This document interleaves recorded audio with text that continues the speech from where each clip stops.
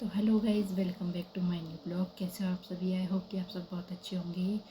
तो मैं आज अपना ब्लॉग शाम से स्टार्ट कर रही हूँ। तो जैसे कि मैंने आपसे कल कहा था कि मैं आपके लिए पर्सनली एक महापंचायत में हुआ उस फैसले का अलग से एक वीडियो बना के वीडियो बना के डालूँगी। तो जिसको भी नियमों के बारे में अगर पता नहीं होगा तो वो उसमें देख लेना कि कौन कौन से नियम लागू किए गए थे और कौन कौन से नहीं। क्योंकि जो वहाँ पे वीडियो में मतलब कि जो पंचायत में वहाँ पे बोला गया था, जो वहाँ की जो वीडियो थी वो मैंने अच्छे से देखी थी। और उस वीडियो में जो भी नियम बताए गए थे उन नियमों को मैंने पूरे विस्तार रूप से कॉपी में लिखा है, ताकि कि मुझे सारे नियम याद रहें और आगे जा कर के ऐसे कोई भी मतलब कि हम खुद भी प्रोग्राम करें या फिर कोई भी करे तो उन नियमों का पालन करते हुए हम अपने सारे कार्य कर सकें। तो दोस्तों, आप भी ये नियम देख लीजिए एक बार। मैंने देखो इस कॉपी में लिख लिया है सारे, क्योंकि ऐसा है कि याद तो रह लेते हैं लेकिन तब टाइम ज़्यादा हो जाता है, समय के हिसाब से हम भूल जाते हैं। तो अगर लिखा हुआ रहेगा हमारे पास तो ज़्यादा ठीक रहेगा। तो मैं आज आपको शुरू से एक एक सारे नियम बताती हूँ कि वहाँ पे क्या क्या बोला गया था। तो पहला नियम ये था कि लड़की देखने के लिए बेटा पक्ष व बेटी पक्ष के घर को छोड़कर, यानी दोनों के घर को छोड़कर और दोनों के साथ एक एक व्यक्ति, लड़के वाले के घर को छोड़कर दूसरे स्थान पे लड़की दिखाई जाएगी। कि यानी लड़के को लड़की को दोनों को, लड़के को लड़की और लड़की को लड़का दोनों एक दूसरे को देखेंगे और उनके साथ एक एक जना जाएगा। लड़के के साथ एक जना और लड़की के साथ एक, वो दोनों जाकर ना तो लड़के के घर और ना ही लड़की के घर, किसी तीसरे स्थान पर उन दोनों को दिखाया जाएगा। तभी तय किया जाएगा कि शादी होगी या नहीं होगी। दूसरा नियम ये था कि गोद भराई पूरी तरह बंद की जाती है, यानी कि गोद भराई की रस्म, जो सगाई की रस्म होती है, वो पूर्णतः बंद कर दी गई है। हाँ, ये एक तरह से बहुत अच्छा हुआ है कि गोद भराई की रस्म पूर्ण तरह बंद हो गई है। क्योंकि देखो, गरीब परिवार की बेटी होती है, उसके ऐसे होता है कि मतलब किसी के 2 बहनें हुई, 3 हुई, 4 हुई, तो उसका तो ऐसे रहता है कि जैसे कि गोद भराई में करो, उसके बाद उसके बाद लगन टीके पे करो, फिर शादी में करो, सारी व्यवस्था बैठ नहीं पाती है, आप जानते हो। तो गोद भराई की जो रस्म बंद कराई गई है, ये बहुत अच्छा किया है। देखो, मेरे हिसाब से तो बहुत अच्छा कर दिया कि गोद भराई की रस्म बंद हो गई है। तो गाइस, तीसरा नियम ये है कि शादी में दहेज को पर्दे के तहत किया जाएगा, दिखावा नहीं। मतलब कि जो भी दहेज दिया जाएगा उसको, उसका दिखावा नहीं होगा, पर्दे के तहत हो जाएगा। लेकिन मेरे हिसाब से देखो, दहेज तो बिल्कुल ही बंद हो जाना चाहिए। जो बोला जाता है, जैसे गीत वगैरह बनाए जाते हैं कि 1 रुपये में शादी करो, 1 रुपये में शादी करो, वही लागू कर देना चाहिए। क्योंकि दहेज तो बिल्कुल भी पूरी तरह से बंद हो जाना चाहिए। चौथा नियम ये था, टीका प्रथा पूर्णतः बंद की जाती है। टीका, जो लगन टीका और ये सब है ना, इसको भी पूर्णतः बंद कर दिया गया है। ये जो मैं आपको नियम बता रही हूँ, ये पूरी तरह से सही है। जो उसमें बोले गए थे वही नियम है। चाहे तो आप कहीं भी पढ़ के इनको देख लेना। मैं जो भी मतलब कि जो भी रियल नियम थे, जो भी मतलब बोले गए थे, वही बोल रही हूँ। उसके अलावा कोई अपने हिसाब से एक्स्ट्रा जोड़ नहीं रही हूँ, क्योंकि एक्स्ट्रा जोड़ने से मुझे क्या मिलेगा। तो चौथा यही था कि टीका प्रथा पूर्णतः बंद कर की जाती है। पांचवा ये है कि आज के बाद शादियों को दिन में किया जाएगा, बारात दिन में जाएगी। डीजे, चढ़ाई, निकासी, यात्रा, कुआं पूजन, सभी में डीजे बंद, सिर्फ 2 कॉलम चलाने दिए जाएंगे। यानी कि आज के बाद फेरे जो रात में होते हैं ना, उनको रात की बजाय दिन में होंगे फेरे। और सुबह बारात जाएगी, लड़की वाले के घर सुबह बारात चले जाएगी और फेरे दोपहर में होके शाम तक सारा कार्य समाप्त हो जाएगा। और दूसरा इसी का पॉइंट है जो है कि डीजे, चढ़ाई, निकासी, यात्रा, यानी जो डीजे है वो जो चलाते हैं हम, जैसे कि चाक पूछ के लेके आते हैं तो उसमें डीजे लेके जाते हैं। बाहर किसी भी प्रोग्राम में हम डीजे करते हैं तो वो सब बंद कर दिए जाएंगे। हालांकि एक तरह से ठीक भी है, हम डीजे को बोलते हैं डीजे वाले को 2 घंटे में आता है, 3 घंटे में आता है और 2-3 घंटे वो बजा के चला जाता है। तो ये एक तरह से ठीक भी है कि डीजे बाहर चढ़ाई निकासी और यात्रा में बंद कर दिए गए हैं। सिर्फ 2 कॉलम रख के चलाने की अनुमति दी गई है। तो गाइस, छठा वचन ये है कि शादी में निमंत्रण पत्र को सोशल मीडिया टेलीफोन के द्वारा भेजा जाएगा, ना कि खुद जाकर निमंत्रणों को रिश्तेदारी में देना होगा। छठा वचन ये बता रहे हैं कि जो हम निमंत्रण देते हैं रिश्तेदारी में जा कर के, काफ़ी दूर दूर रिश्ते होते हैं हमारे सबके, हम जाके निमंत्रण देते कि हमारी शादी में आना, हमारे कुआं पूजन में आना, हमारे इस प्रोग्राम में आना, हमारे उस प्रोग्राम में आना। तो देखो ये बिल्कुल पूर्ण रूप से बंद कर दिया गया है। हाँ, ये बहुत अच्छा किया है, क्योंकि हम एक तो न्योते छपवाते कि हमारे 1000 रिश्तेदार हैं तो 1000 हमने न्योते छपवा दिए, लेकिन वो सारे उसमें से लगभग आधे से ज़्यादा तो वेस्ट ही जाते हैं। क्यों? क्योंकि जिस टाइम पे शादी होती है हमारी, उसी टाइम पे किसी और की भी शादी होती है तो उसका भी न्योता आ जाता है।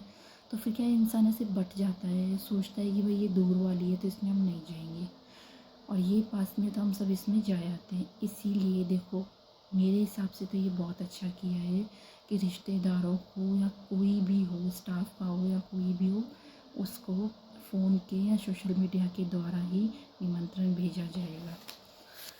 और 7वां वचन है कि भैया दूज पर पूर्णतः पाबंदी दी जाती है।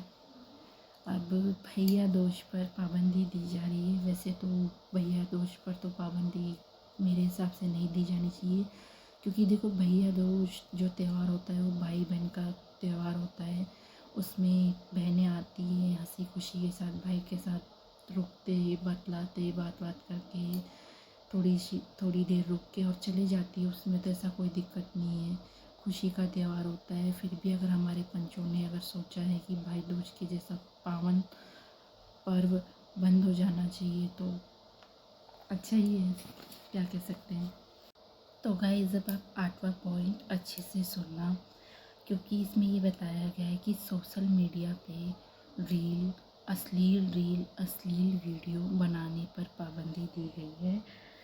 और जो इस वीडियो को या इस रील को लाइक करेगा, उस पर लाइक कमेंट कुछ भी करेगा, उस पर भी पाबंदी लगाई गई है। तो दोस्तों, अश्लील रील यानी गंदी वीडियो और गंदी रील बनाने पर पाबंदी है, ना कि जो हम तो गाइस, जो अश्लील वीडियो यानी गंदी वीडियो और गंदी रील्स बनाते हैं उस पर पाबंदी लगाई गई है, ना कि हम जो सॉन्ग्स पे या राजस्थानी वीडियो वगैरह जो हम गाने पे बनाते हैं इस पे नहीं लगाई गई। तो ये मेरे लिए तो बहुत अच्छी बात है कि, और मैं ऐसी कोई वीडियो बनाती भी नहीं हूँ कि जिस पे मेरे गलत कमेंट्स आ रहे हों या आए हों, और मैंने ऐसी कोई वीडियो बनाई हो। तो दोस्तों, अगर आपको मेरी वीडियो बनानी अच्छी लगे और अगर दिल से अगर आपको ऐसा लगता है कि मैं अच्छी वीडियो बना लेती हूँ और अच्छे से मतलब शॉर्ट्स वीडियो वगैरह रील वगैरह अच्छी बनाती हूँ, तो प्लीज़ लाइक शेयर करना ज़रूर और सब्सक्राइब भी ज़रूर करना मेरे चैनल को प्लीज़। तो अब मैं आपको 9वां वचन बताती हूँ कि इसमें ये दे रखा है, किसी भी परिवार में कोई भी व्यक्ति की मृत्यु हो जाती है तो वहाँ पर एक व्यक्ति एक धोती और 2 नारियल लेकर के जाएगा। यानी कि किसी के भी परिवार में, चाहे बहन बेटी हो, चाहे कोई भी हो, किसी की भी मृत्यु हो जाती है ना, तो वो वहाँ पे एक धोती और 2 नारियल लेके जाएगा। अगर आदमी की होती है तो, औरत की होती है तो एक लोगड़ी और 2 नारियल लेकर के जाएगा। अधिक व्यक्ति को जाने की कोई ज़रूरत नहीं है, एक व्यक्ति जा कर के आ सकता है। और 10वां वचन ये है कि बहन बेटी शादी विवाह के समय जब बात की फेरावनी के बाद तिलक लगाई में बताशे नारियल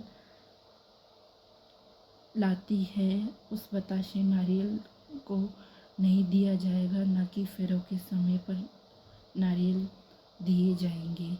जो हमारी बान बेटियाँ, हमारे मतलब कि मीणा समाज में जो बेटियाँ और बहनें आती हैं शादी में, वो भात के समय पे, भात के बाद में जो रस्म होती है उसमें मतलब दूल्हा हो चाहे दुल्हन हो, उसको हाथों में नारियल और बताशे देती है।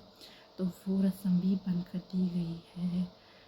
और फेरों के टाइम पे भी ये रस्म होती है, तो उसको भी बंद कर दिया गया है ये रस्म। तो गाइज़ मैं आपको एक बात बता दूँ कि मेरे पेयर साइड में तो बात के टाइम पे या फिर फेरों के टाइम पे ऐसे कोई नारियल दिए नहीं जाते हैं। मैं ससुराल में आई थी तभी मैंने देखा था कि नारियल की जो रस्म है वो होती है, बान बेटियाँ लाती हैं और शादी के बाद जिसकी भी शादी होती है उसे देती है। तो 10वां वचन तो ये था। अब 11वां वचन है कि शादी समारोह में पटाखे व स्प्रे जैसे विस्फोटक पदार्थों का उपयोग नहीं किया जाएगा। ये भी एक तरह से बहुत अच्छी बात है। ये भी एक तरह से बहुत अच्छा है कि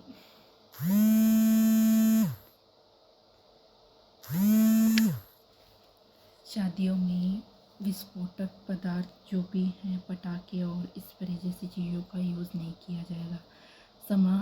13वां ये है कि समाज में होने वाला विश्वास, पाखंड, यज्ञ, भगवत पैदल यात्रा व भंडारों पर पूर्णतः पाबंदी लगा दी गई है। कि जो अंधविश्वास जो समाज में फैला हुआ है, जैसे कि भंडारे वगैरह जो लोग करते हैं, पैदल यात्रा जो जाते हैं, भगवानों के भगवत गीता करते हैं और घरों में हवन यज्ञ वगैरह जो करवाते हैं, वो सब पे पाबंदी लगा दी गई है। और